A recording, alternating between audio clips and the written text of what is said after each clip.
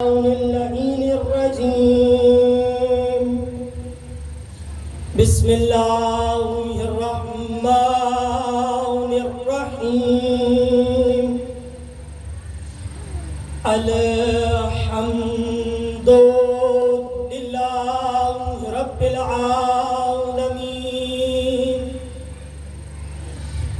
الصلاة والسلام على صاحب الدعوة النبوية وصولة الحيدرية وإسمة الفاطمية الحلم الحسنية الشجاعة الحسينية والعبادة السجادية ومعاصر الباكرية وعلوم الكاظمية والحجج الرضوية وجود التقوية ونقاوة النقوية الحيبة العسكرية والغيبة قائم آل محمد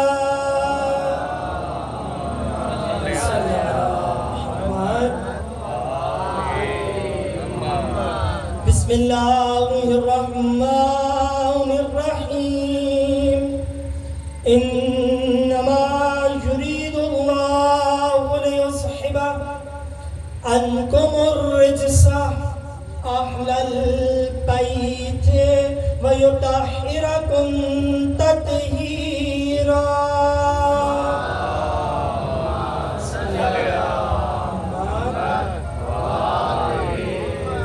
بسم الله الرحمن الرحيم قل إن كنتم تحبون الله فاتبعوني يحببكم الله ويغفر لكم ذنوبكم والله غفور رحيم دل پڑھیں گے محمد بعد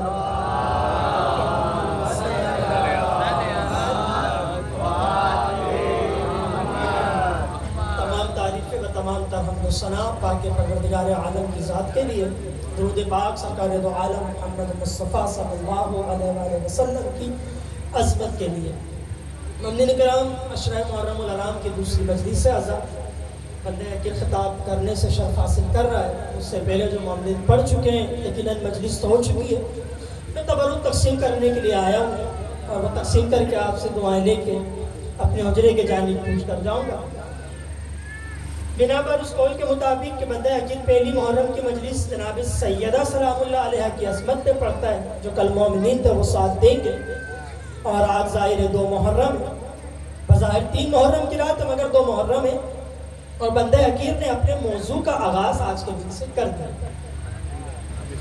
جو موضوع آپ کے سامنے اس فقیر نے بیان کرنا ہے اس پورے 10 دن اس موضوع کی آیت نوٹ کیجئے گا سورہ آل عمران قرآن کا تیسرا سورہ پہلا سورہ سورہ الحمد دوسرا بقرہ تیسرا سورہ آل عمران اس بندہ حقیر نے سورہ آل عمران کی آیت نمبر 3 کو انتخاب کیا آیت نمبر 3 کو انتخاب کیا ارشاد اللہ رب العزت ہو رہا ہے کہ بسم اللہ الرحمن الرحیم قل ان کنتم تحبون اللہ کہ حبیب ان سے کہہ دو یعنی ہم سے کہہ دو ان سے کہہ دو کہ اگر تم اللہ سے محبت رکھتے ہو قل ان کنتم تحبون اللہ اگر تم اللہ سے محبت رکھتے ہو تو فاتبعونی پس میرے حبیب کی اتباع کرو رسول کی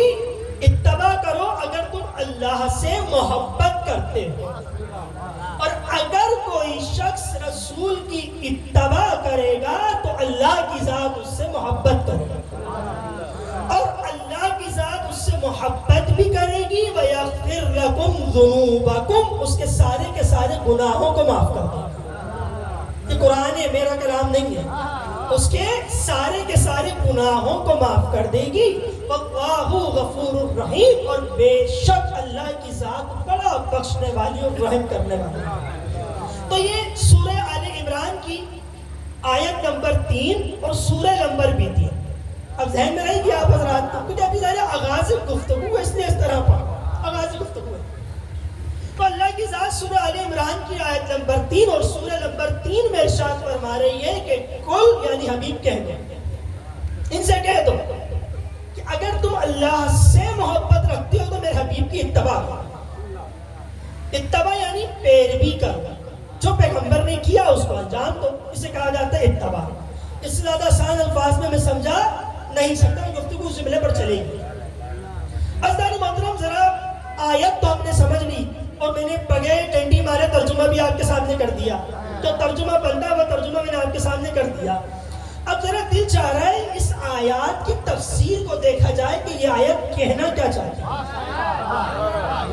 اس آیات کی تفسیر کو دیکھا جائے کہ یہ آیت کہنا کیا چاہتی ہے۔ لیکن قرآن پڑھنے سے قرآن سمجھ میں نہیں آتا جب تک تفسیر نہ پڑھی جائے۔ عزیزان محترم، میں نے تمام مکاتب فکر کی تفسیر دیکھی، چاہے وہ شیعہ ہو یا چاہے وہ سنی ہو، چاہے وہ وہابی ہو، چاہے وہ دیوبندی ہو، جو بھی ہو، جو کوئی بھی کیوں نہ، میں نے تمام مکاتب فکر کی اس آیات کے متعلق تفسیر دیکھی تو سب نے لکھا، اس میں کوئی اختلاف نہیں ہے، سب نے لکھا کہ اللہ کی ذات فرمانے چاہ رہی ہے۔ اور کچھ تو یہ بھی لکھتے ہیں کہ کچھ لوگ ایسے تھے جو فقط اللہ پر اکتفا کیا کرتے تھے، صرف اللہ پر رک جایا کرتے تھے۔ تو اللہ کی ذات نے کہا اگر تم اللہ کو چاہتے ہو، اللہ سے محبت کرتے ہو تو حبیب کی اتباع کرو، حبیب کی اتباع کرو۔ اچھا، اگر تم اتباع کرو گے تو میں تمہیں 2 انعام دوں گا، تمہارے گناہوں کو بخش دوں گا اور میں خود تم سے محبت کروں گا۔ اللہ بھی محبت کرے گا، تمہارے گناہوں کو بھی بخش دے گا۔ اچھا، ایک جملہ دل چاہ رہا ہے کہ یہاں بیان کر دوں، اجازت ہے آپ حضرات؟ اجازت ہے آپ حضرات؟ اچھا، آپ کو اس معاشرے میں ملیں گے، کہیں گے یا اللہ مدد، کہیں گے یا اللہ مدد، ٹھیک ہے، یا محمد مدد، غلط، یا علی مدد، بدعت۔ شاید یہ جملہ آپ نے پہلے مجھ سے سن رکھا ہو، مگر میں تفسیر بیان کرنے کے لیے اس جملے کا سہارا لے رہا ہوں، اس کا سہارا لے رہا ہوں۔ سنا ہوگا آپ حضرات نے کہا جاتا ہے کہ یا اللہ مدد جائز ہے، یا محمد مدد غلط، اور یا علی مدد انتہائی بدعت۔ کہتے کہ نہیں کہتے لوگ؟ اچھا، یہاں پہ دل چاہ رہا ہے کہ آپ کو وہ جملے پہ معراج کراؤں جو جملہ طارق جوہری صاحب کہا کرتے تھے، جو پہنچ گیا وہ پہنچ گئے۔ بتائیے کون پہنچا اس جملے پر، بتائیے کون پہنچا؟ تو بھائی جملہ یہ کہا جاتا ہے نا، کہتے ہیں بھائی مدد اللہ سے مانگو، محمد سے مت مانگنا، علی سے تو مانگنا ہی نہیں، فقط اللہ سے مانگنا۔ اگر صرف اللہ سے مدد مانگنی ہوتی تو اللہ کی ذات اس آیات میں کیوں کہتا کہ حبیب کی اتباع کرو؟ کیوں بھائی قرآن ہے، قرآن میرے باپ کی لکھی ہوئی کتاب نہیں ہے۔ ہر مکاتب فکر کی تفسیر میں یہ جملے جو میں نے آپ کے سامنے بیان کی، اور سب کے سب یہ کہتے ہیں اگر اللہ تک پہنچنا چاہتے ہو تو محمد مصطفیٰ تک پہنچو، کہ محمد وہ راستہ ہے جو تمہیں خدا سے ملا دے گا، جو خدا سے ملائے گا۔ اچھا، کیا تم نے کہا کہ یا علی مدد انتہائی بدعت، یا اللہ مدد جائز ہے، یا محمد غلط ہے؟ اب سمجھائیں تو کیسے سمجھائیں؟ تو بہت خوبصورت جملے انہوں نے کہے، کمال ملا کا، صحیح کمال ملا کا، مدد کو کہو اللہ سے مانگنے میں بدعت، اور مسجد بنانے کے لیے چندہ لوگوں سے مانگتا ہے، چندہ لوگوں سے مانگتا ہے۔ بھائی ظاہر چندہ دیا جائے گا، مدد ہوگی نا مسجد کی، تو مسجد تعمیر ہوگی نا۔ جب اللہ مدد کر سکتا ہے کیا تمہاری مسجد نہیں بنا سکتا؟ پھر عوام الناس سے چندہ مانگنے کی ضرورت کیا ہے؟ دوبارہ اس آیات کے اوپر انشاءاللہ آج ہماری سلمانی گفتگو چلے گی پورا 10 دن۔ تو اللہ کی ذات نے کیا جملے کہے؟ اور ظاہر ہے میں اس آیات سے کیسے اتنی جلدی سے گزر جاؤں، ابھی تو میں نے شروع کیا ہے، تو اللہ کی ذات کیا کہہ رہی ہے؟ کل حبیب کہہ دو، ان سے کہہ دو اگر اللہ تک پہنچنا چاہتے ہو یا اللہ سے محبت کرتے ہو تو کیا کرو؟ میرے حبیب کی اتباع کرو۔ میرے حبیب کی اتباع کرو گے تو میں تم سے محبت کروں گا۔ تو پتہ چلا اتباع رسول خدا کی محبت ہے، خدا تک پہنچانے تک لے جانے کا راستہ ہے۔ اب جملہ سنیے گا، سوال یہ پیدا ہوتا ہے اتباع کہتے کس کو ہے؟ اتباع یعنی پیروی کرنا، جو محمد نے انجام دیا اس کے مطابق چلنا۔ سارے تمہیدی گفتگو ہے، میں نے آج موضوع کا آغاز کیا، اس لیے اس طرح سے سنیں، پھر آگے جا کے انشاءاللہ آپ کو راج کراتا ہوا جاؤں گا۔ بھائی پیغمبر کی اتباع کریں تو کس میں کریں؟ دین میں کریں، مذہب میں کریں، فقہ کے اندر کریں، جو محمد نے بتایا اس پہ انجام دیں، اس کے اوپر عمل کریں۔ جس چیز سے محمد نے روکا اس کے اوپر سے رک جائیے۔ اس کا اگر ایکو بند کر دو تو بالکل صاف ہو جائے گی، اس کی آواز ضرور پڑیں گے محمد وآل محمد پر، محمد وآل محمد وعجل فرجہم۔ تو کیا جملہ کہا جا رہا ہے؟ اتباع کرو محمد کی۔ بھئی محمد مصطفیٰ کی اتباع تین چیزوں سے ہوگی، توجہ سماعت فرمائیں گے، تین چیزوں سے، یا تو قول رسول سے ہوگی، یا فعل رسول سے ہوگی، ورنہ تقریر رسول سے ہوگی۔ اچھا تینوں جملوں کو سمجھا دوں آپ کو آسان کر کے، کسے کہتے ہیں؟ قول رسول جو محمد مصطفیٰ کہہ دے اس پہ عمل کرو، جو محمد کہہ دے۔ اگر محمد کہہ دے سورج نکل جانے پر نماز پڑھو تو پڑھو، اگر محمد کہہ دے سورج غروب ہو جانے پر نماز پڑھو تو پڑھو، اگر محمد کہہ دے فلانے کو اپنی بیٹی کا رشتہ دے دو تو دے دو، اگر محمد کہہ دے فلانے سے اپنی بیٹی کا رشتہ لے لو تو لے لو، جو محمد کہہ دے وہ محمد کا قول رسول ہوگا۔ اب محمد مصطفیٰ کا قول رسول سمجھ میں کیسے آئے؟ محمد تو ہمارے درمیان ہے ہی نہیں، محمد تو ہے ہی نہیں، تو لہٰذا محمد تو نہیں گے مگر محمد کی کتاب تو ہے، اسے قرآن کہا جاتا ہے، تو قول رسول تو آپ کو قرآن میں مل جائے گا۔ اب رہ گیا دوسرا مسئلہ عمل رسول، جو محمد نے انجام دیا اس عمل کو انجام دو، جو محمد کر چکے یا محمد کر چکے ہیں اس کو انجام دو۔ اگر محمد مصطفیٰ مسجد میں داخل ہوتے وقت پہلے سیدھا پاؤں رکھتے تھے تو آپ بھی سیدھا پاؤں رکھیے، یہ تو عمل رسول ہوگا نا۔ اور اگر محمد مصطفیٰ مسجد سے باہر نکلتے وقت الٹا پاؤں رکھتے تھے تو لہٰذا آپ بھی الٹا پاؤں رکھیے۔ اگر محمد مصطفیٰ وضو یہاں سے کرتے تھے تو لہٰذا آپ بھی یہاں سے کیجئے۔ بڑی آسانی سے آپ نے جملہ سن لیا، بڑی آسانی سے۔ بھائی میں نے دیکھا اس مذہب میں تو یہاں سے وضو کیا جاتا ہے مگر کسی اور کے مذہب میں یہاں سے کیا جاتا ہے۔ جو پہنچ گیا وہ پہنچ گیا ہے، جب وہ پہنچ گیا بس، کسی کے مذہب میں الٹا وضو کیا جاتا ہے۔ تو لہٰذا جو محمد کہہ دے اس چیز کو انجام دو، جو محمد کر دے اس کو انجام دو۔ دو باتیں واضح ہو گئی، قول رسول، عمل رسول۔ اب رہ گئی تیسری چیز تقریر رسول۔ تقریر سے مراد خطابت نہیں ہے، تقریر سے مراد یہ ہے کسی صحابی نے، پیغمبر کے کسی نیک انسان نے جو عمل انجام دیا اور وہ عمل پیغمبر کی نگاہ میں صحیح تھا اور پیغمبر اس پہ خاموش ہو گئے، پیغمبر خاموش ہو گئے، پیغمبر کی خاموشی نے تائید کر دی، تو لہٰذا وہ ہو گیا تقریر رسول۔ اچھا اب یہ تین طریقے جس مذہب میں جاؤ جا کر دیکھو ملیں گے، چیلنج کر کے کہہ رہا ہوں، جس مذہب میں جاؤ، چاہے وہ شیعوں کا ہو، چاہے وہ سنیوں کا ہو، چاہے وہابی کا ہو، چاہے دیوبندی کا ہو، جس کا بھی کیوں نہ ہو، آپ کو یہ تین طریقے ملیں گے، قول رسول، فعل رسول، عمل رسول۔ یہ تین چیزیں آپ حضرات کو ملیں گی، ان تین چیزوں کے علاوہ چوتھی چیز آپ کو نہیں ملنے والی، یہ تین چیزیں آپ کو لازمی ملیں گی۔ اگر یہ تین چیزیں ہوں تو اتباع رسول بنے، اگر یہ تین چیزیں نہ ہوں تو اتباع رسول نہیں بن سکتی، نہیں بن سکتی نا۔ اب مجھے ایمانداری سے بتائیے، پیغمبر تو اس دنیا سے پوچھ کر گئے، پیغمبر چلے گئے۔ اچھا بقول ان حضرات کو جو کہتے ہیں پیغمبر ختم ہو گئے، ختم، پیغمبر اب آنے والے نہیں ہیں، ٹھیک ہے، تو ان سے جا کے سوال کیجیے پیغمبر تو ہے ہی نہیں، تو میرے لیے کیا قول رسول حجت ہے؟ کیا تقریر رسول حجت ہے؟ کیا عمل رسول حجت ہے؟ واحد شیعہ مذہب ہے جو بتائے گا ہاں حجت ہے، اس کے علاوہ آپ کو کوئی نہیں ملنے والا جو کہہ سکے حجت ہے۔ کیوں؟ کیونکہ اس لیے بغض علی کے مارے ہیں، جملہ کہہ گیا، میں کہہ گیا، بغض علی کے جو مارے ہیں۔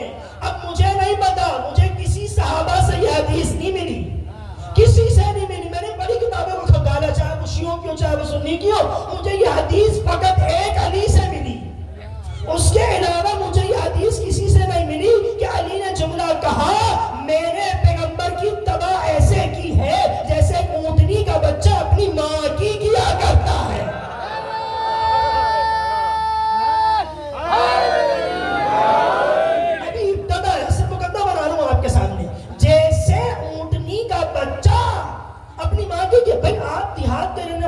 سے زیادہ جانتے ہیں، مجھ سے زیادہ آپ کے پاس علم ہے۔ اگر اونٹنی کے بچے کو ماں سے جدا کر دو تو وہ چلے گا نہیں، روئے گا، دھوئے گا، مارے گا، پیٹے گا، مگر مجال ہے کہ اپنی ماں کے پیچھے پیچھے چل دے۔ جب تک آپ اسے پکڑ کے رکھیں ایسی چھوڑ دیں گے دوڑتا ہوا جائے گا، دوڑتا ہوا جائے گا نا۔ تو تاریخ میں مجھے فقط علی ملے، فقط علی ملے۔ بھائی لوگ اعتراض کرتے ہیں فلاں حدیث فلاں کے لیے آئی، فلاں حدیث فلاں کے لیے آئی، فلاں حدیث فلاں کے لیے آئی۔ لکھنے والے سے کہو لکھو نا یہ والی حدیث بھی فلانے فلانے کے لیے آئی، سوائے علی کے نہیں ملے گی کسی کے لیے کہ فلاں صحابی نے عمل انجام دیا، فلاں صحابی نے ایسا کیا، فلاں خلیفہ نے ایسا کیا۔ پریشان ہو گیا، پڑھ میں رہا ہوں، پریشان آپ ہو رہے ہیں۔ فلاں خلیفہ نے کیا سوائے علی کے بن ابی طالب کے، اور علی جملے کہہ رہے ہیں کہ میں نے ایسے رسول کی اتباع کی جیسے اونٹنی کا بچہ اپنی ماں کی کیا کرتا ہے۔ ٹھیک ہے، اچھا سوال میں جملہ کا اتباع ہم نے کرنی کس میں؟ دین میں کرنی ہے اتباع۔ دین کو سمجھنے کے لیے ہم نے پیغمبر کی اتباع کرنی ہے۔ اچھا اگر اجازت دیں تو تھوڑی سی گفتگو دین کے اوپر کر دوں۔ دین کہتے ہیں کس کو؟ دیکھیے جب ہم چھوٹے سے تھے، بچے تھے، ہمارے باپ نے جو سکھایا ہم نے وہ سیکھ لیا۔ جب تھوڑے سے بڑے ہوئے تو ظاہر لوگوں نے ہم پہ اعتراض کرنا شروع کر دیا، تم سینہ کیوں پیڑتے ہو، زنجیر زنی کیوں کیا کرتے ہو، شیعہ کیوں کہلاتے ہو۔ تو لہٰذا اس کے لیے ہم نے تحقیق کرنا شروع کی، کیا وجہ ہے، شیعہ کیوں کہلائے، ماتم کیوں کرتے ہیں، سینہ زنی کیوں کیا کرتے ہیں۔ تحقیق کر کے ہم کسی نتیجے تک پہنچے اور انہیں جواب دینا شروع کر دیا، مگر ان کا پیٹ پھر بھی ان جوابوں سے ہضم نہیں ہوا۔ تو لہٰذا پھر اب ہم کریں تو کیا کریں؟ تو اس کا طریقہ، اس کا لائق عمل ہم نے یہ نکالا کہ ایک کام کرتے ہیں، کسی عالم کے پاس چلتے ہیں جو اہل علم ہے، جو علم رکھتا ہے، وہ بتایا کہ مذہب کسے کہتے ہیں، فقہ کسے کہتے ہیں، دین کسے کہتے ہیں۔ اچھا ایک جملہ میں اور کہتا چلوں، جب ہم چھوٹے سے تھے ہم نے مختلف قسم کے ادیان دیکھے۔ ادیان مذہب اور دین کی جمع ہے، اسے ادیان کہا جاتا ہے۔ اس فقیر نے ایران کے اندر اس سیمسٹر سے پہلے والے سیمسٹر کے اندر مختلف قسم کے ادیان پر تحقیق کی۔ آپ یقین کریں گے ابھی تک آپ کے سائنسدان مختلف قسم کے ادیانوں پر تحقیق کر رہے ہیں، دینوں پر تحقیق کر رہے ہیں۔ آپ خود دیکھیں گے جا کر کوئی آپ کو ہاتھ باندھ کر نماز پڑھتا ہوا ملے گا تو کسی کے مذہب کے اندر ہاتھ کھول کے نماز پڑھتی ہوئی ملے گی، ملے گی کہ نہیں ملے گی؟ کوئی ملے گا آپ کو وہ ناف کے اوپر ہاتھ باندھتا ہوا ملے گا، کوئی ناف کے نیچے ملے گا، کوئی آپ کو الگ طریقے سے وضو کرتا ہوا ملے گا، کوئی آپ کو الگ طریقے۔ اچھا تو مسلمان کے فرقے نے چھوڑ دیجئے، ہم جب چھوٹے تھے تو ہم نے دیکھا کہ آپ گائیوں کو پوجا کر رہے ہیں، اس کی پوج رہے ہیں۔ کوئی آپ کو گائے کو پوجتا ہوا دکھے گا تو کسی ملک کے اندر گائے کو ذبح ہوتے ہوئے دکھیں گے۔ تو مختلف قسم کے مجھے ادیان ملے، کوئی پتھر کو پوج رہا ہوگا، کوئی کنکر کو شنکر بنا رہا ہوگا، کوئی کچھ کر رہا ہوگا، کوئی درخت کو پوچھ رہا ہوگا، کوئی کچھ کر رہا ہوگا۔ تو آپ کو مختلف قسم کے لوگ ملیں گے، ملیں گے کہ نہیں ملیں گے؟ تو لہٰذا اس پر تحقیق کرنا ضروری ہے۔ یہ مقصد کیا ہے، یہ وجہ کیا ہے؟ اچھا میں نے جملہ کہا، ظاہر آپ کی چہروں کے اوپر خوشی آ جائے، جملہ کہہ دیا کرتا ہوں کہ میں نے جملہ کہا کہ کوئی ہاتھ باندھ کے نماز پڑھ رہا ہے، کوئی ہاتھ کھول کے نماز پڑھ رہا ہے۔ تو ٹی وی چینل کے اوپر اہل سنت کے ایک عالم دین سے سوال کیا گیا، اب پتہ نہیں کون پہنچے گا اس سوال پر، شاید آپ کے ذہنوں میں ہو۔ تو لائیو سوال کیا گیا، اس بچے نے سوال کیا کہ مولانا بتائیے تو صحیح میں نماز پڑھوں کس طرح سے؟ کوئی ہاتھ باندھ کے پڑھتا ہے، کوئی ہاتھ کھول کے پڑھتا ہے، کوئی ناف پہ باندھتا ہے، کوئی نیچے باندھتا ہے۔ تو مولانا نے ایک لطیفہ سنایا، لطیفہ سنا دوں آپ کو بھی میں۔ مولانا نے کہا تم کہیں ہاتھ باندھ گردن کے اوپر ہاتھ باندھ کے نماز پڑھ دو، درود پڑھ دیجیے محمد و آل محمد۔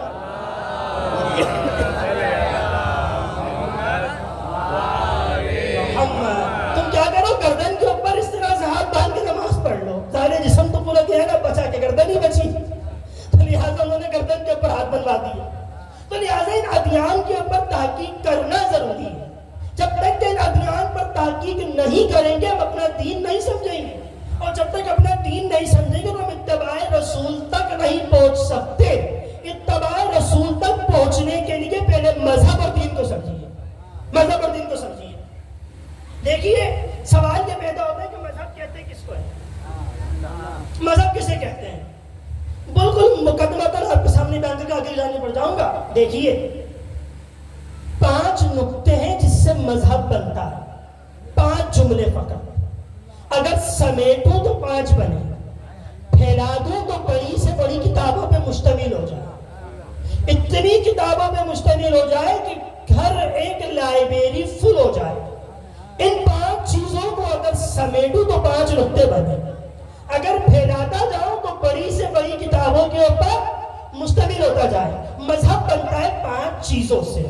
سنیے، پہلی چیز دین کی حفاظت کرنا، مذہب سکھاتا ہے. دوسری چیز جان کی حفاظت کرنا، مذہب بتاتا ہے. تیسری چیز عقل کی حفاظت کرنا، مذہب بتاتا ہے. چوتھی چیز مال کی حفاظت کرنا، مذہب بتاتا ہے.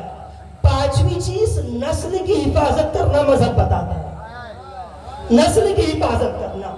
ان 5 کو سمیٹوں تو یہ 5 نقطے بن جائیں. پھیلا دوں تو بڑی سے بڑی کتابوں کے اوپر مشتمل ہو جائے. ابھی صرف مقدمہ بنا رہا ہوں، آپ تھکے نہیں، مقدمہ بنا رہا ہوں. آپ کو جہاں لے کے جانا چاہتا ہوں اس سے مقدمہ بنا رہا ہوں. سمیٹوں تو یہ 5 بنے، پھیلا دوں تو بڑی سے بڑی کتابوں کے اوپر مشتمل ہو جائے. اب دیکھیے جملہ میں نے کہا دین کی حفاظت کرنا، کیونکہ دین میں شرک کرنا حرام ہے. مال کی حفاظت کرنا، کیونکہ مال کا چوری کرنا حرام ہے. جان کی حفاظت کرنا، کیونکہ خود خوشی کرنا حرام ہے. نسل کی حفاظت کرنا، کیونکہ زنا کرنا حرام ہے. عقل کی حفاظت کرنا، کیونکہ عقل بتائے گی شراب کا پینا حرام ہے. عقل کی جتنا اچھا میرا مقدمہ سمجھیں گے نا، اتنے پیارے جملے میرے سمجھیں گے آپ حضرات. ابھی صرف مقدمہ بنا رہا ہوں، صرف مقدمہ بنا رہا ہوں. یہ 5 چیزیں ہیں، سمیٹوں تو یہ 5 بنے، پھیلا دوں تو بڑی سے بڑی کتابیں بن جائیں. میں نے آپ کے سامنے پورے دین کا خلاصہ کر دیا، پورے کے پورے دین کا خلاصہ کر دیا. یہ 5 چیزیں ہیں، یہ 5 چیزیں صرف. کیا جملہ کہا گیا ہے؟ کہا جا رہا ہے کہ شرک مت کرو، دین میں شرک مت کرو، مذہب آپ کا سکھاتا ہے. دوسری چیز رہ گئی اپنے دین کے اندر اپنی عقل کی حفاظت کرو. تیسری چیز اپنے مال کی حفاظت کرو. چوتھی چیز اپنی نسل کی حفاظت کرو. تو پتا چلا یہ چیزیں ہیں جن سے بنتا ہے مذہب. یہ چیزیں ہیں جن سے کیا بنتا ہے؟ مذہب. اب سنیے گا جملے کو. پوری تاریخ انسانیت کو میں نے کھنگالا، پوری تاریخ انسانیت، جناب آدم سے لے کر نوح تک، ابراہیم تک، اسماعیل تک، آخر محمد مصطفیٰ تک، میں نے ہر کتاب کو پڑھا. یہ 5 چیزیں مجھے فقط شیعہ مذہب میں نظر آئی. کس میں نظر آئی؟ صرف شیعہ. میں دلیل دے سکتا ہوں اس بات کے اوپر، دلیل سنیے گا. میں نے کہا جب نے کہا یہ 5 چیزیں سمیٹوں تو 5 نقطے بنے، پھیلا دوں تو بڑی سے بڑی کتابیں بن جائیں. ایمانداری سے بتاؤ شیعہ مذہب شرک کس میں کیا کرتا ہے؟ تو ایک خدا کو کہتا ہے وحدہ لا شریک.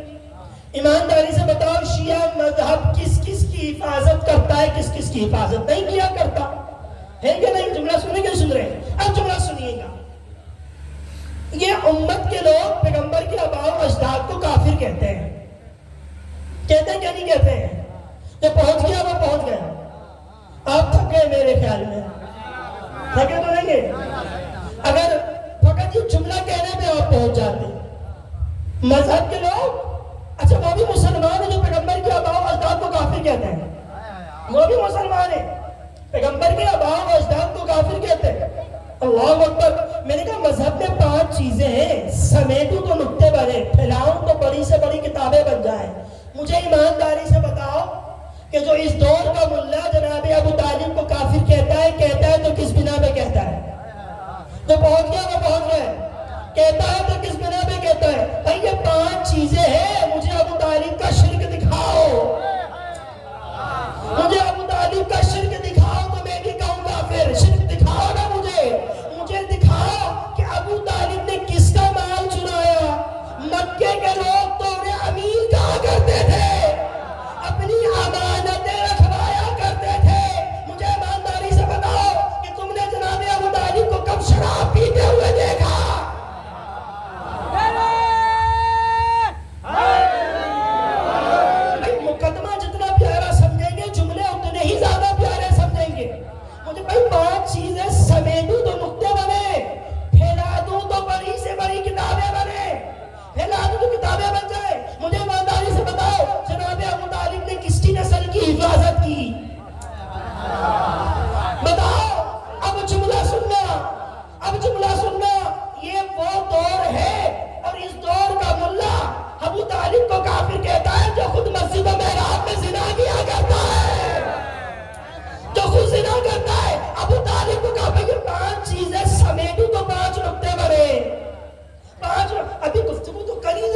کے اوپر. بھائی دین سمجھا رہے ہیں نا آپ کو, اتباع رسول سمجھا دیں گے آپ حضرات کو. مجھے ایمانداری سے بتاؤ, اتباع آپ کس کی کریں گے؟ اس کا گھرانہ اچھا ہوگا تو پہنچ گیا, وہ پہنچ گیا, وہ پہنچ گیا. اتباع جس کا گھرانہ اچھا ہوگا. خدا کی ذات قرآن میں کہہ رہی ہے محمد کی اتباع کرو. خدا کی ذات قرآن میں کہہ رہی ہے فاتبعونی, بس محمد کی اتباع کرو. اگر ابو طالب کافر ہے تو محمد کو ابو طالب نے مارا ہے, محمد مصطفیٰ کو ابو طالب نے مارا ہے. اچھا جملہ سمجھ میں نہیں آتا, کیسے ایک کافر اتنے اچھے نبی کو پال سکتا ہے؟ کیسے ایک کافر, اچھا سمجھ میں نہیں آتا کہ کیسے ایک کافر اس محمد کو پال سکتا ہے جس کی ہر ادا آیت قرآنی ہے, جس کا ہر رکن آیت قرآنی ہے, جس کا لہجہ آیت قرآنی ہے. سمجھ میں نہیں آتا کیسے ایک کافر محمد مصطفیٰ کو پال سکتا ہے جو وحی کے بغیر کلام نہیں کیا کرتا, جو وحی کے بغیر کلام نہیں. بھائی اللہ کی ذات کیا کہہ رہی ہے؟ اتباع رسول, رسول کی اتباع کرو. اور یہ جملہ سمجھا دوں آپ کے لیے, جب تک شجرہ رسول سمجھ میں نہ آئے تو اتباع کیسے کروں, اتباع کیسے کروں؟ مثال دے دوں آپ کے سامنے. ہو سکے کوئی جملہ کہتے کہ بھائی اس کا باپ تو شرابی ہے, اس کا باپ تو شرابی ہے. ارے اس کا باپ تو کھلے عام زنا کیا کرتا ہے, تو لہٰذا میں کیسے اس کے بیٹوں کو مانوں؟ بھائی بتائیے نا ایمانداری سے. تو یہ 5 چیزیں ہیں. گفتگو نہیں کر رہا ابھی میں, گفتگو نہیں کر رہا. اگر ان نقطوں کو پھیلاؤں تو بڑی سے بڑی کتابیں بن جائیں اور کتنوں کے شجرے کھول کے رکھ دوں, کتنوں کے شجرے بتا دوں کہ کون کیسا تھا, کس کی ماں کیسی تھی, کس کا باپ کیسا تھا.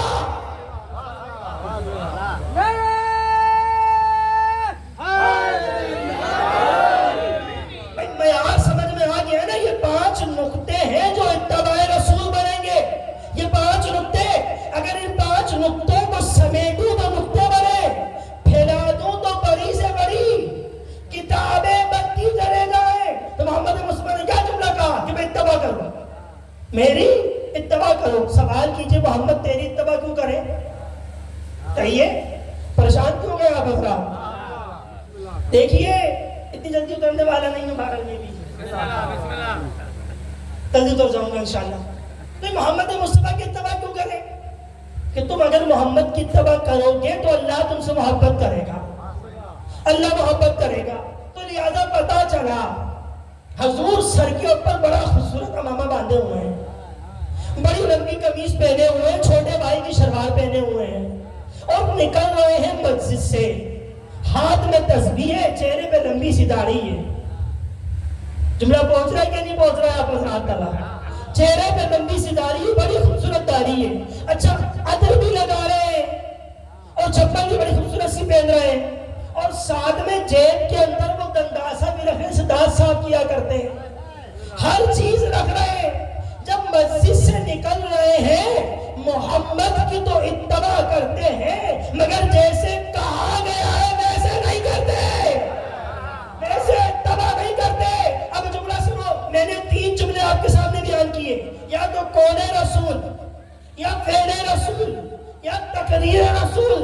آج جملہ قول رسول پر سنو, مجھے اجازت دینا. پیغمبر نے جملہ کہا من کنت مولا فہذا علی مولا. پیغمبر نے جملہ کہا اپنی مجالسوں کو زینت دو علی کے ذکر کے ذریعے سے. پیغمبر نے جملہ کہا ذکر علی عبادہ. پیغمبر نے جملہ کہا سید المجالس بے ذکر علی ابن ابی طالب. پیغمبر نے جملہ کہا ذکر علی عبادہ. پیغمبر نے جملہ کہا اگر ساری کی ساری امت ایک طرف آ جائے, علی تنہا چلے, امت کو چھوڑ دینا, علی کی اتباع کرنا.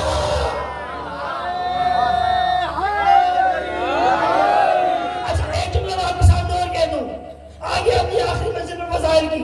پیغمبر نے 3 حدیثیں علی کی شان میں بیان فرمائی. کتنی حدیثیں؟ 3 حدیثیں پیغمبر نے جملہ کہا النظر علی عبادہ، علی کے جانب دیکھنا عبادت ہے. اور یہ کیا ہے؟ قول رسول ہے. اب جو قول رسول پر عمل کرے گا وہ اتباع رسول کرے گا، وہ اتباع رسول کرے گا. پیغمبر نے کیا جملہ کہا؟ ذکرو علی کے، پیغمبر نے کیا جملہ کہا؟ النظر علی عبادہ، علی کے جانب دیکھنا عبادت ہے. علی کے جانب دیکھنا عبادت ہے.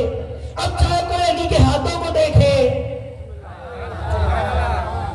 کوئی علی کے ہاتھوں کو دیکھے، کوئی علی کے سینے کو دیکھے، کوئی علی کے پاؤں کو دیکھے، عبادت ہے کہ نہیں ہے؟ اب جملہ سنو.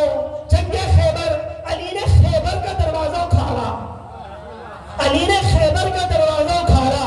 اکھاڑنے کے بعد علی کے ہاتھوں میں خیبر کا دروازہ ہے، سیدھے ہاتھوں میں نہیں، الٹے ہاتھوں میں. اور تمام مکاتب فکر نے لکھا کہ یہ وہ دروازہ تھا، 40 افراد بھی مل کر اس دروازے کو ہلانا چاہے تو ہلا نہیں سکتے تھے، ہلانا چاہے تو ہلا نہیں سکتے تھے.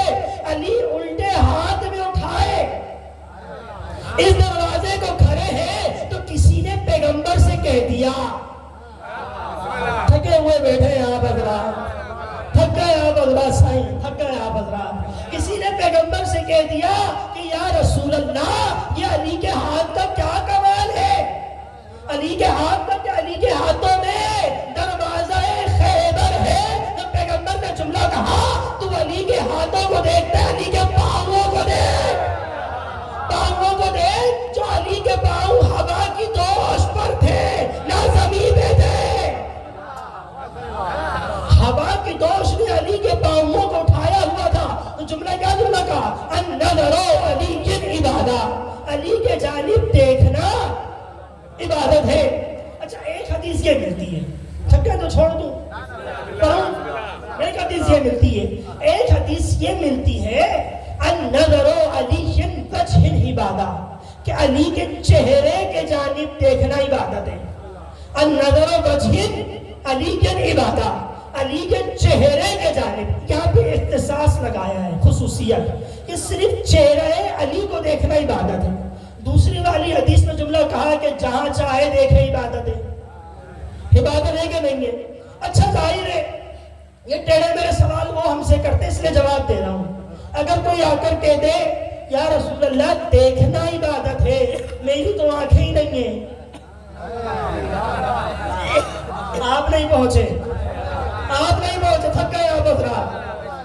اگر کوئی کہہ دے رسول اللہ میں تو آنکھیں رکھتا ہی نہیں، تو میں کیسے علی کو دیکھ کر عبادت کروں؟ کہ بھئی اتباع رسول سمجھنی ہے نا. رسول نے ہر چیز کا حل بتایا ہے، ہر چیز کا حل دیا.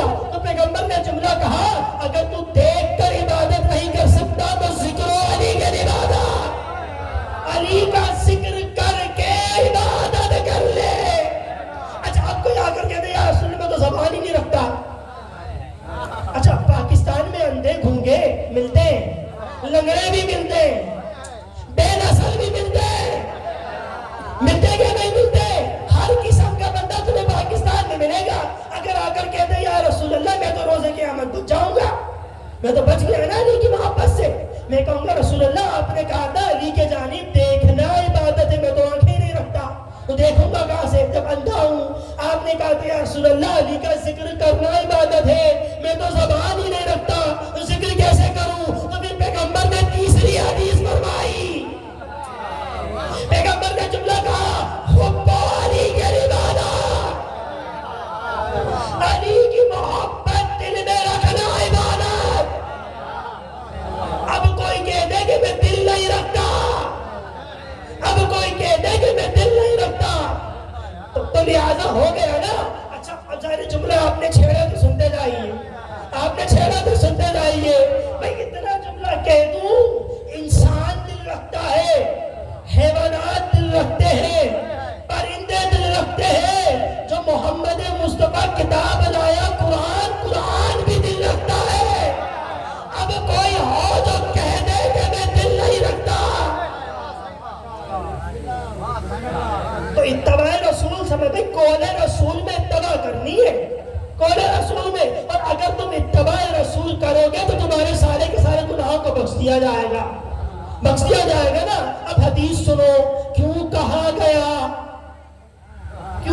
گیا کہ حسین کا ذکر تمہارے گناہوں کو جلا دیا کرتا ہے؟ یہی تو وجہ ہے، تم ذکر علی کرتے جاؤ، گناہ جلتے چلے جائے۔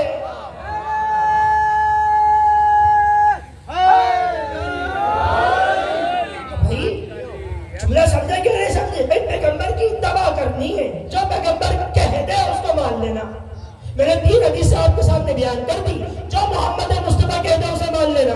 اگر کوئی حضور آ کے کہہ دے آپ علی کو کیوں مانتے ہیں تو کہنا پیغمبر نے کہا، کہنا پیغمبر نے کہا۔ اگر پھر دوبارہ جملہ آ کر کہہ دے کہ پیغمبر نے تو جملے کہے کہ علی کو مانو، کیا پیغمبر نے کسی اور کو بھی ماننے کے لیے کہا یا صرف علی کو ماننے کے لیے کہا؟ تو ان سے کہنا میں نے ساری کتابوں کو پڑھا، مجھے کسی کے لیے نہیں ملا حب و فلانا عبادہ، مجھے کسی کتاب میں نہیں ملا کہ کسی فلانے کا ذکر کرنا عبادت، مجھے کسی کتاب میں ملا تو صرف علی ابن ابی طالب کی ہستی ملی، اس کے علاوہ مجھے کوئی نہیں ملی۔ تو لہٰذا رسول کا قول حجت ہے کہ نہیں ہے؟ جو رسول کہہ دے اس کے اوپر عمل کرو، اور ایسے عمل کرو جیسے علی نے عمل کیا۔ جو پیغمبر کہتے گئے علی ابن ابی طالب کے ساتھ عمل کرتی چلے گئی، کرتی کہ نہیں کرتی گئی؟ تو لہٰذا یہ ہستیاں ہیں اور یہ آیت قرآنی ہے۔ کل انشاءاللہ گفتگو ہماری دوسرے مرحلے کے اندر داخل ہوگی۔ یہ آپ کے سامنے قول رسول کا جملہ بیان کیا، کل انشاءاللہ آپ کے سامنے بیان کروں گا فعل رسول۔ فعل رسول کیا تھا؟ محمد مصطفیٰ نے جس فعل کو انجام دیا اسے انجام دیا۔ تو کل انشاءاللہ ہماری گفتگو اس سے آگے کی جانی پڑے گی۔ عزیزان محترم، پیغمبر کی انتہائی مشہور معروف حدیث ہے کہ علی اس سے وہ محبت کرے گا کہ جو مومن ہوگا، اور تجھ سے وہ بغض رکھے گا جو کافر ہوگا۔ پتہ چلا حسین کی مجلسوں میں علی سے محبت کرنے والے آتے ہیں، علی سے محبت کرنے والے آتے ہیں۔ تو لہذا عزیزو، فضائل تو بہت ہیں مگر مسائل بھی بہت ہیں، اور یہ راتیں فقط رونے کی راتیں، فقط رونے کی راتیں۔ 2 محرم زینب پہ قیامت بن کے ٹوٹا۔ 2 محرم کس طرح سے زینب پہ قیامت بن کے ٹوٹا؟ 28 رجب کو حسین کا قافلہ چلا، چلتے چلتے 2 محرم کو کربلا میں پہنچ گئے۔ آج حسین کربلا میں پہنچ گئے، آج حسین کربلا میں پہنچ گئے۔ عزیزو، روایت بتاتی ہے جب حسین کربلا پہنچے نا تو حسین کا گھوڑا کربلا کی زمین پر رکا۔ حسین کا گھوڑا کربلا کی زمین سے آگے نہیں چلتا تھا، رک گیا کربلا کی زمین پر۔ جب حسین کا گھوڑا کربلا کی زمین پر رکا تو حسین نے وہاں کے لوگوں کو بلا کر پوچھا کہ ادھر آؤ، بتاؤ اس زمین کا نام کیا ہے؟ لوگ آئے، کسی نے کہا مولا اس زمین کو دشت غازریہ کہا جاتا ہے۔ مولا نے کہا نہیں، اس زمین کا کوئی اور نام بھی۔ تو کسی نے کہا مولا اس زمین کو نینوا کہا جاتا ہے۔ حسین نے کہا نہیں، اس زمین کا کوئی اور نام بھی ہے۔ دیکھو، بخل کر کے مت رونا، یہ رونے کے دن ہے، شرما کے مت رونا، یہ رونے کے دن ہے۔ ایک آنسو تمہاری آنکھوں میں آ جائے تو میرا چھٹا مولا فرماتا ہے میں تم پہ جنت واجب کرتا ہوں۔ ایک آنسو کی قیمت، ایک آنسو فقط۔ حسین کا گھوڑا جب کربلا کی زمین پہ رکا تو حسین ایک ایک کو بلا کر پوچھتا ہے اس زمین کا نام کیا ہے۔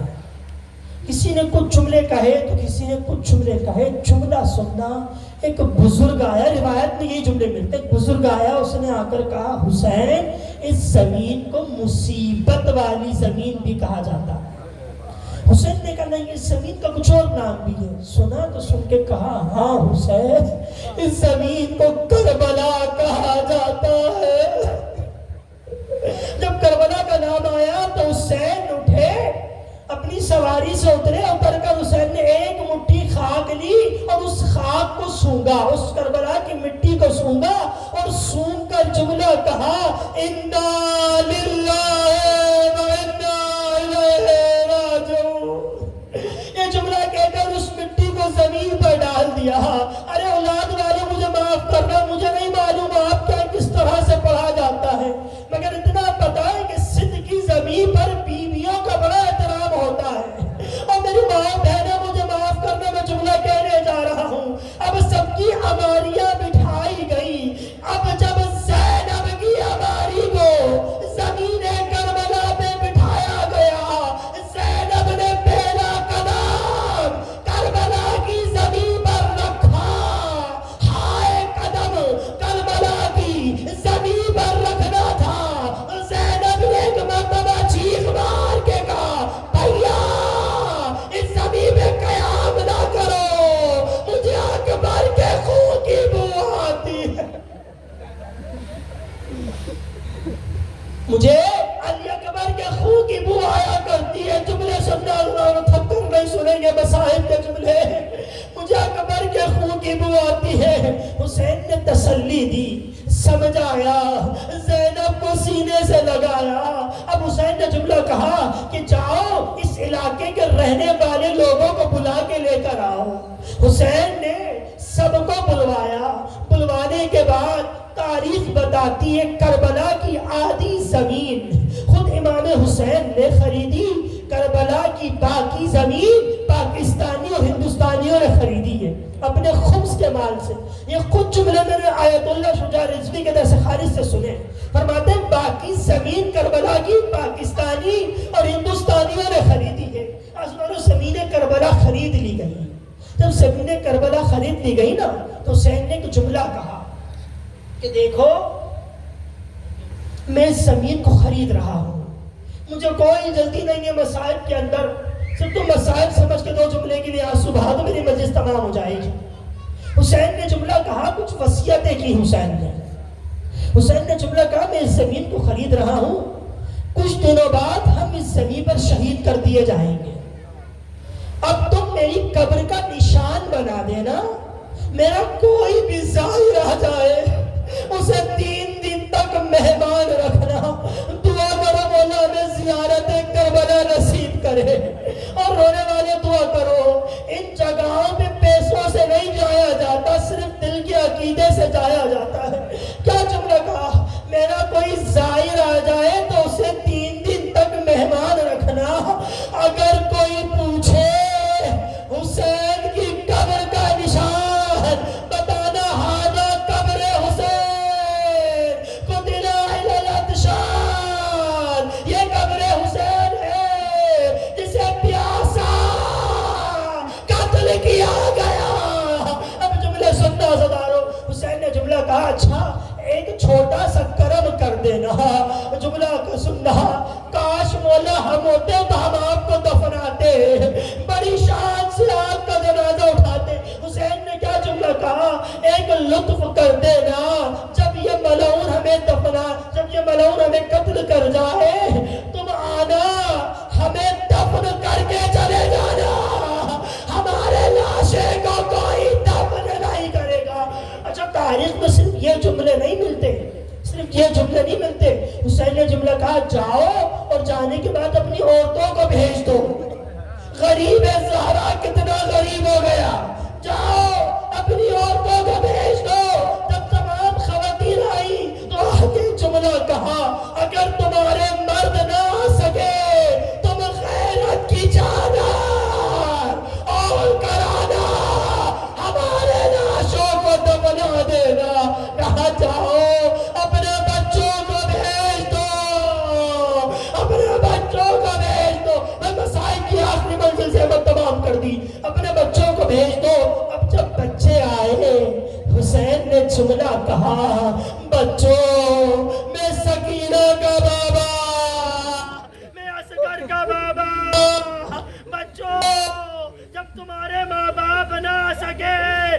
کھیلتے کھیلتے آنا، ایک ایک مٹھی خاک اٹھا کر ہمارے لاشوں پر ڈال دینا۔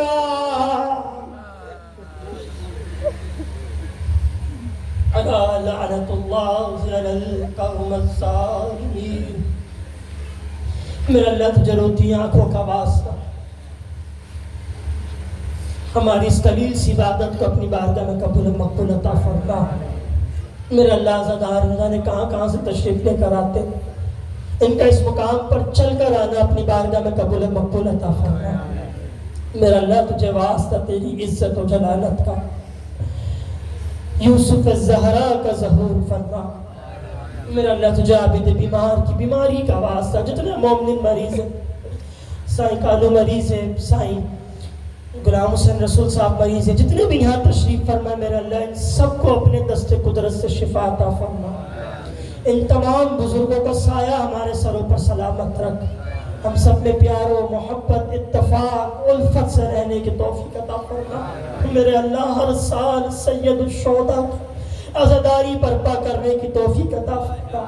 میرا اللہ تجھے واسطہ تیری عزت و جلالت کا مرنے سے پہلے زیارت کربلا نصیب فرما، مر جانے کے بعد شفاعت حسین نصیب فرما۔ ماتم حسین